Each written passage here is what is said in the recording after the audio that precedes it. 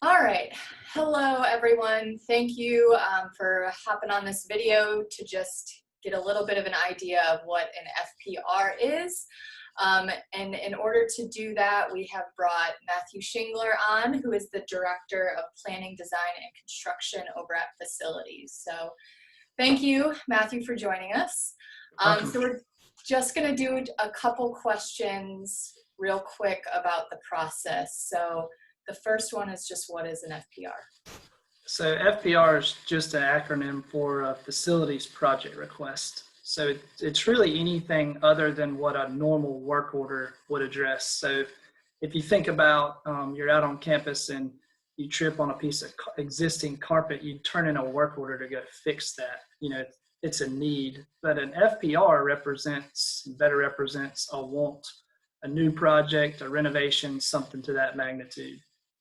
Okay, cool. And then who should fill out an FPR when we're talking about the sustainability grants, obviously, which is a little bit different than what a normal FPR would be. So if somebody's applying for a sustainability grant, who would fill one out? Sure, anybody can actually submit an FPR and fill it out. But my recommendation would be someone that actually also has access to funds. And so I know the sustainability grant, you're awarding a grant funding. So anybody can submit one, but the form does require to have a funding source associated with it. Okay, so if we're talking about the FPR, but maybe somebody that isn't doing something that's specific to outreach, right? So if they're doing something that's more operations based, like a water filler station, or something bigger, like if they want to try and get solar on something, right? Sure, that's right. Okay. So the next question is, how do people complete one? So the FPR form can be found either on our website under Georgia Southern University Facilities, Planning, Design, and Construction. We have our own tab within that website. And there's also a link on the My Georgia Southern homepage. So if you scroll down, you can find a link to an FPR. When you click on that hyperlink or you access it through our website, it pulls up an automated form, which is through a decisions platform. And there's about 5 or 6 questions you either need to fill out or answer.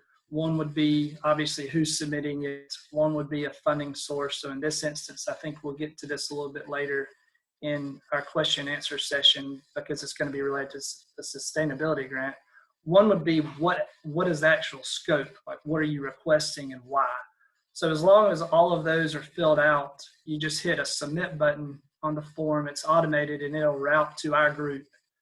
Once our group gets that, we'll start evaluating it and reach back out to the requester to get any additional details we may need. Okay, actually, I think that's something else that I just want to chat about real quick. Is just can we talk about the budget manager line and what people should do, because they're required to put in some sort of a budget manager or an actual number. So what should they do in that if they don't have that ready because they don't know if they got a grant yet? Sure, that's a great question. I would recommend reaching out to their supervisor or whomever the budget manager is for their department. It's more or less a placeholder, and so they could use their department speed chart, but it's not tied to business objects. So there's no risk at putting in some speed chart, having some costs come back on the FPR, and then immediately money moves out of that budget in business objects. In this instance, we're working, Cami, with your team. And so we're hoping it'll be more streamlined, and that way we'll know if sustainability grant funding is available, and then we can go update that funding source appropriately to show that versus their speed chart. Right, okay. So just so everybody kind of knows, you will not get charged if you put your department's speed chart on there. That's correct. That's just one big thing to know, and I'm sure that people might be a little weary just putting that number in there, but it will be updated if you are funded by the committee, and then they'll go through it that way versus using the number that's specifically on the FPR. Correct. Okay, and then the last question is, why is this needed for the sustainability process, and why is it valuable? Sure, and that's probably the most important question, and I think it'll help streamline the two processes. We're obviously working hand in hand with your group, Carrie, and so we have certain processes in place so that we can understand exactly what's being asked and what would actually be changed on campus. And then in addition to that, you guys are needing to evaluate exactly what's being asked so you can prioritize and determine what actually gets funding.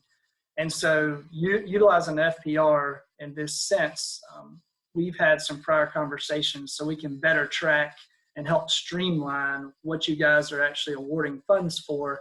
And then we've had the appropriate reviews needed if it is going to change something on campus. Yeah, and also I think one of the other pieces is that it helps people really understand the actual cost of what the project would be. I think sometimes there's a little disconnect in that space too, and so you guys can help look at the longer term costs as well, versus maybe we're just going to put a bottle filler in, but we're not going to think about the specific filters that need to go into that filler. And so that's also part of the process and that your team will handle.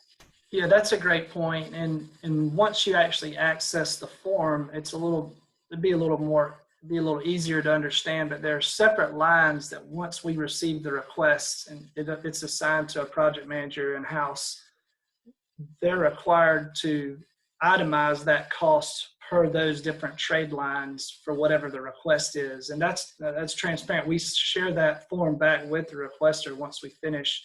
So then you could see where all those costs are included, to your point. Right. Okay.